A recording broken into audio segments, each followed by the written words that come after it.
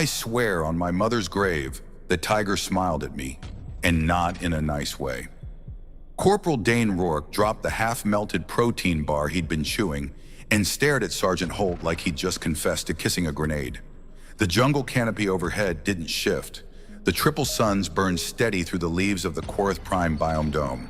It was a heat designed for predators, not the kind who built cities and debated diplomacy, but the kind that dragged you into tall grass and chewed through your femur like a celery stalk. "You've been licking those anti-rad tabs again, haven't you?" Rourke asked. "I'm telling you, it smiled. Smiled." Holt jabbed a finger toward the far end of the clearing where the creatures lounged beneath a ridge of thermogenic rock. And not the creepy alien kind. This was full canine to feline smugness, with teeth. Lieutenant Grady didn't look up from his datapad. "It's not a tiger. It's a Zarnathi pantraxis. Biologically related to Earth's big cats, sure, but more advanced. Smarter, stronger, telepathic, apparently."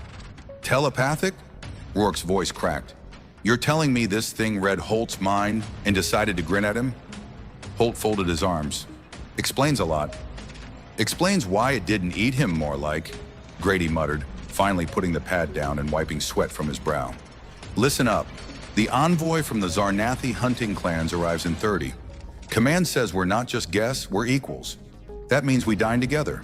We break bread and bones together, metaphorically or not. So keep your weapons holstered and your pride lower than your heartbeat." "Great," Rourke said. "Dinner with psychic apex predators. What could go wrong?" 30 minutes later, the Zarnathi arrived. They didn't walk. They stalked. Even when upright on two legs, there was something inherently bestial in their posture, like coiled violence in slow motion. Their skin shimmered like obsidian stretched over muscle and armor. Some of them wore trophies, fangs, skulls, claws, strung on cords or embedded in their shoulder plates. Their leader, a being called Karak, stepped forward and made a sound that felt more like a growl than a greeting. Lieutenant Grady stepped up with his translator unit pinging. "Lieutenant Jason Grady of the Terran Expeditionary Force. We honor your invitation." Karak blinked, slowly. "You are smaller than expected, but perhaps more clever." "Thank you," Grady tried. "No need for thanks. We will learn much tonight. You and your pack will eat with us. Your customs amuse us." The Zarnathi gestured to a circle of flat stone slabs, arranged like a ceremonial ring. At the center was an open flame pit. Around it, carcasses, not neatly sliced portions but whole creatures, were skewered on vertical spits. The smell was rich, primal, and enough to make Holt gag. "Is that moving?" Rourke whispered. "Just nerves," Holt said. "Probably." The humans took their places beside the Zarnathi, each soldier paired off beside a predator who looked more at home cracking spines than making small talk. Sergeant Holt found himself next to a Zarnathi with a mane like woven iron threads. It stared at him for a full 30 seconds before offering what might have been a nod, or a challenge, or both. A guttural chime sounded, some kind of ceremonial signal, and the feast began. The Zarnathi didn't use utensils. Neither did the humans now. They followed suit, tearing hunks of meat from bone, passing charred organs and scorched limbs like bar snacks. The meat was tougher than ration pork, but full of strange flavor. Holt figured he'd regret it later. Karak raised a claw to silence the chewing. Among the Zarnathi, sharing a meal is the first hunt.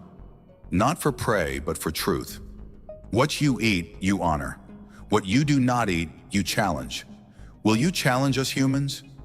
Grady swallowed what he prayed was not an eyeball. "We accept your meal. No challenges intended." Karak smiled. Not the kind that said hello, but the kind that preceded a pounce. "Then let us see how far your honor goes. Bring the marrow beasts." Several Zarnathi rose and dragged forward what could only be described as armored slugs the size of goats.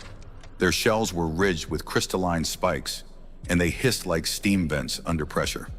"These creatures store venom in their marrow," Karak explained. "Delicious, but painful, if not neutralized by heat and bloodroot powder, a test of preparation and pain tolerance." The Zarnathi tore one open with their claws, tossed the gleaming bone into the fire for exactly 6 seconds, then passed it to Holt. "Well," he muttered, holding the sizzling piece.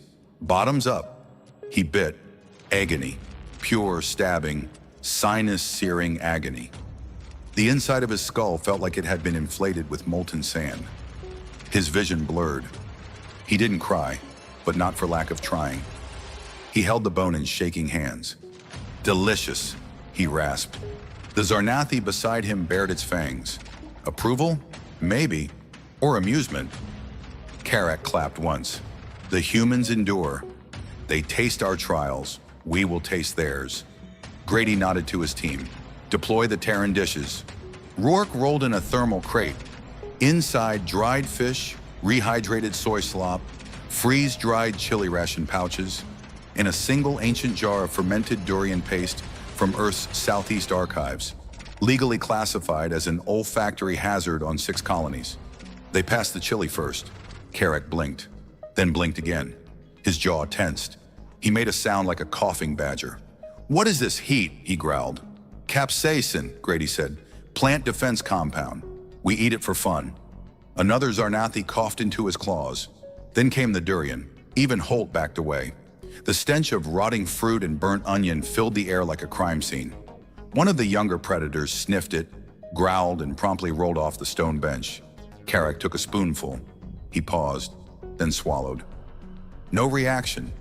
Then his fur stood on end. Then he grinned. "This fruit is powerful." Grady nodded. "We eat it to prove who can survive it." Karak let out a low growl. Laughter, maybe, and raised his chunk of marrow beast in salute. "Then tonight, we are not just predators. We are kin." The humans raised their meat in return. Rourke leaned toward Holt. "You think this means we pass the test?" Holt wiped marrow from his lip and glanced at the grinning, meat-stained predator beside him. "We pass something. Whether it's a test or a digestive nightmare remains to be seen." The second day began with a bloodletting. Not metaphorical, not diplomatic, an actual bloodletting. One of the younger Zarnathi had challenged Corporal Rourke to a claw run, assuming it to be a ritual of dominance. Rourke, misunderstanding, had treated it like a foot race. He won somehow, mostly by tripping into a ravine and landing face first in a patch of cooling mud, while his opponent clipped a thermal vine and burst into flames. Now, with the ash barely settled, the humans stood at the edge of the Zarnathi training grounds. Lieutenant Grady looked over at Rourke, whose arm was wrapped in gauze and whose shirt was partially burned. "You've started a feud, you know." Rourke coughed. "He was on fire." Grady sighed. "Exactly." Across the field, the Zarnathi prowled in concentric patterns. Some were sparring with bladed staves, others tossing bone discs at targets made of scavenged ship hulls. The ground trembled with their movements. Holt squinted toward the center ring, where Karak was speaking with another predator who looked older, broader, and much, much less amused. "That's Gorax," Holt said quietly. "Their war instructor. He's been watching us since yesterday. Doesn't like us." "Can't imagine why," Rourke muttered, adjusting his bandage. A loud hiss cut through the air. Karak stepped forward. "Today," he announced, "we test the second bond. Struggle. A shared challenge. A test of pain, fear, and recovery. We fight together. Not as prey or predator, but as worthy beasts." Grady nodded. "Name your challenge." Gorax stepped up. His voice was rough, cracked like split stone. "We enter the pit with the Rog." The humans exchanged looks. "What's a Rog?" Rourke asked. As if in answer, a metal door slammed open on the far side of the compound, and something massive slithered into view. Imagine a centipede fused with a crocodile and dipped in broken glass. Its legs twitched like razors on springs. Its back plates clanged as they shifted. Each step left a gouge in the reinforced flooring. "Oh, good," Holt said. "A nightmare sausage." "It's blind," Karak said. "It hunts by vibration. It was bred to challenge us, sharpen our skills. Today you join us in the hunt." Grady stepped forward. "And if we don't?" Gorax bared his teeth. "Then you feast alone, and isolation is a form of death among predators." Grady looked at his men. "Gear up." Minutes later, the humans were fitted with light armor, courtesy of the Zarnathi, and herded into the pit alongside 5 of the predators. Holt adjusted his helmet's visor, watching the Rog circle the enclosure. "No weapons?" he asked. "Only instincts," Karak said. "We will not dull this test with tools." "Instincts," Rourke grunted. "Right. My instinct is to run." A chime sounded. The gate slammed shut. The Rog reared up and shrieked, a keening, metallic wail that vibrated in the human molars. Then it charged. The first Zarnathi lunged sideways, slapping its claws against the stone floor, drawing the creature's attention. It darted in, bit at the predator's flank, and was met with a savage swipe that cracked 2 of its legs. Grady dashed to the left, drawing the Rog with a series of stomps and quick taps. Holt leapt from a ledge onto the beast's back, jamming a broken piece of plate between its segments. It howled, twisting violently, throwing Holt into a wall. "I'm fine," Holt shouted. "Mostly." The Zarnathi moved like liquid aggression, darting in and out, drawing the Rog across the pit. Grady noticed the pattern. They were creating a trap. Using themselves as bait, they herded the creature toward a crevice in the floor where the slabs had sunk. Rourke, limping, pointed toward a ridge. "We collapse that ledge, it falls." Grady nodded. "You distract it, I jump." "Why do I always distract things?" "Because you look edible." With a whoop that was half defiance, half panic, Rourke slapped the ground and ran in a zigzag. The Rog turned, hissed, and pursued. Grady climbed, counted the creature's steps, and dove, slamming into the ledge with both feet. The structure gave way. The Rog's front half dropped into the gap, thrashing, screaming. The Zarnathi pounced. Claws tore through exposed muscle. Grady grabbed Holt's arm and pulled him up as the creature finally fell still, panting, bleeding, alive. Karak stepped into the pit, eyes gleaming. "You do not run. You do not fold. You bleed beside us." Grady stood straight. "We said we'd be equals." Gorax grunted. "You're not. Not yet." The Zarnathi left without another word. Later that night, around a smaller fire, the humans nursed their wounds and drank a bitter root tea that tasted like moldy wood and regret. "You think we earned anything?" Holt asked. "We earned another day," Grady replied. Rourke raised his cup. "To surviving giant psychic cat dogs and murder centipedes." They clinked their mugs. Somewhere in the dark, something howled. By the third sunrise, the human camp smelled like sweat, smoke, and questionable survival instincts. Sergeant Holt woke with a snarl in his ear. Not a threatening snarl, more of a conversational one. He opened his eyes and found the Zarnathi named Ver, the same one who'd eaten marrow beside him on the first night, crouched over his bedroll with what might have been curiosity or hunger in his expression. "Do you sleep lightly, human?" Ver asked. "I sleep when no one's looming over me making jungle bear noises," Holt replied, sitting up.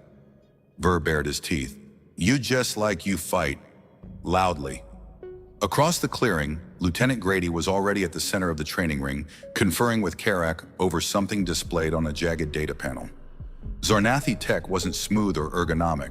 It was layered bone and crystal, designed more like a weapon than a tool. As Holt trudged over, Rourke appeared at his side, chewing on something leathery. "You're eating already?" "Karak gave me this," Rourke said, holding up a charred hunk of what looked suspiciously like bug leg. "Said it would strengthen my joints." "You ate alien joint meat?" "Look, my knees feel incredible." Grady looked up as they approached. "Change of plans, we're going hunting." Holt raised an eyebrow. "Thought we already did the hunt and don't die thing with the Rog." "This isn't a test, not exactly. Karak says one of their young went missing, likely taken by Skrael beasts. They're fast, they dig, and they swarm. We're going with them to retrieve the body, or pieces." Rourke swallowed hard. "We're joining a rescue mission for something that could gut us with a wink?" Grady nodded. "We're not backing out now." The team packed light, knives, climbing cord, flare pellets, and med kits. No firearms. Zarnathi rule. Grady didn't like it, but they were guests on a world that judged you more by what you survived than what you carried. The jungle changed as they descended. The upper levels were filled with choking heat and buzzing wings. But as they followed the Zarnathi deeper, the ground turned spongy. Roots writhed beneath the surface. Shadows moved wrong, like they remembered being predators once and still practiced the twitch. They arrived at a ravine flanked by spires of obsidian stone, and Karak raised a hand. "Skrell tunnels are near. We move silent now." The pack spread out. Holt stuck close to Vur, who handed him a vial of thick, dark liquid. "What's this?" "Crushed flare moss and iron root. When you see eyes in the dark, throw it. Blind them. Melt some, if you're lucky." Comforting. The silence was only broken by breathing, feet on wet leaves, and the occasional chitter echoing from below. Then they found the den. It wasn't obvious at first, just a dip in the land, half covered by webbed roots and torn ferns. But the air stank, sweet rot and bile. Claw marks scarred the trees nearby. One Zarnathi approached the edge, sniffed, and gave a short bark. "They're nesting here," Karak said. "We go in. One formation. If you break rank, you feed them." Grady looked at his men. "You heard him. Tight formation. We follow their lead." They descended in pairs. The den narrowed fast, forcing them into a crouch. The walls shimmered with bioluminescent mold, just enough to make out the slick stone and twitching roots. Then came the first attack. A blur of claws and eyes shot from the tunnel wall, slamming into the Zarnathi beside Vur. Holt reacted without thinking, threw the vial. The creature shrieked, smoke pouring from its sockets. The air filled with more screeches. They were surrounded. The tunnel exploded into motion. Skrell beasts dropped from the ceiling, burst from the walls. The Zarnathi roared and met them head-on, claws against mandibles, teeth against pincers. The humans fought low, daggers to joints, flare pellets lighting up the chaos. Rourke took a hit to the ribs but kept swinging. Grady pinned one Skrell to the wall with his shoulder and rammed his knife up through its jaw. It was messy, fast, too fast. Then it stopped. Holt breathed hard, chest heaving, blade dripping. Around them, bodies twitched. The walls pulsed with fading light. Vur pointed to a small chamber beyond. "There!" They found the missing one. A juvenile, barely conscious, bleeding but alive. Karak lifted the young predator with surprising gentleness. "We leave," he said. "No celebration, just urgency." They emerged into twilight, bloodied, limping, and silent. Back at the camp, Karak stood before the fire and faced the humans. "You entered death tunnels. You killed without flinching. You retrieved what mattered. That is what makes a warrior." Grady met his gaze. "We didn't do it for glory." "Good. Then you are closer to understanding us than we thought." Later, as they sat cleaning blades and stitching cuts, Holt looked at Rourke.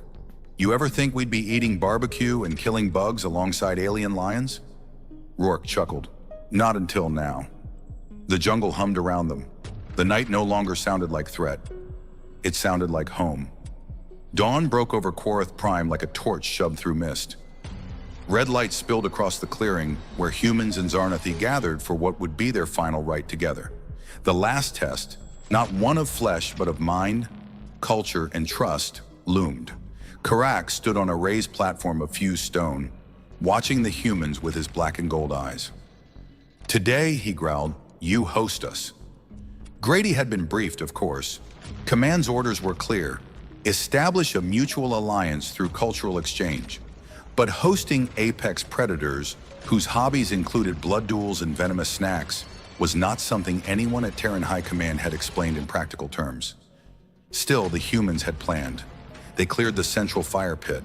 They hung banners made of paracord and chitin strips. They laid out food, actual Earth food, smuggled in vacuum-sealed packs, real beef, smoked over mesquite, cornbread, a surprise crate of pickled eggs from a Midwestern colonel's emergency stash. And of course, they made tea, boiled in field kettles, poured into thermal mugs with military precision. The Zarnathi approached in silence, their movements synchronized, feral grace dressed in ceremonial armor. The younger one they had rescued walked with a limp but held his head high. Grady gestured to the circle. "We welcome you to our fire." Karak crouched, motioned for his pack to sit. They did so. Not tense, not predatory, but curious. Holt offered the first bite, a slab of brisket with visible smoke rings. Vur sniffed it. "This was hunted." "Farmed," Holt said, "then cooked slow for flavor." Vur chewed, jaw working slowly. Then his eyes widened. "This is tender," he said, as if surprised he wasn't chewing on armor plating. "Humans value flavor," Grady explained. "Comfort, it's how we remember who we are." Karak tasted his piece, then nodded. "Memory through the tongue, that is a strong ritual." The meal began. There was no music, but the humans shared stories. Small tales, some funny, some bitter. Rourke recounted the time he tried to use a flamethrower to dry socks. Holt described a drunken brawl on Mars between Terran infantry and a group of miners over who had the better instant noodles. The Zarnathi listened. Some laughed. Ver, after finishing a second helping of pickled egg, told his own story, how he once stalked a prey animal for 6 days, only to lose it when it jumped into lava. He described it like a tragic opera. Rourke cried with laughter. Then came the final part of the ritual, the bone circle. Each participant was to offer one item, bone, stone, tool, symbol, to place into a ring. A pact of presence, a token of what could not be faked. Grady stepped forward and laid down a worn metal ring from his father's flight suit. "He taught me that trust is risk, so here's mine." Holt placed his first field knife, dinged, dull, but his first real tool of survival. "Never cleaned it properly, let it carry the scars." Rourke hesitated, then laid down his last anti-rad tab. Ver placed a claw, freshly removed, dripping slightly. "My first broken claw in battle, it healed stronger." One by one, Zarnathi offered fragments of their hunt. A cracked fang, a charred eye plate, a burnt patch of hide. Finally, Karak placed a curved spine shard polished to gleaming. "This was from the first Rog I ever slew," he said. "It bit through my leg. I lived. The shard reminds me that survival is earned." Grady looked around the circle. "We came here as guests, then fighters, then brothers. This," he gestured to the ring, "is not just ceremony, it's proof that two predators can share ground." Karak rose. "Then let us seal it." He extended his arm, slowly, open-palmed. Grady met it with his own, their hands clasped, flesh to claw. There was no fanfare, no speeches, just the quiet moment where something old died and something rare was born. Later, after the fires dimmed and most of the Zarnathi returned to their camp, Karak remained. Grady, Holt, and Rourke sat nearby, exhausted and full. The Zarnathi leader stared into the coals. "When we first watched you," he said, "we thought you soft.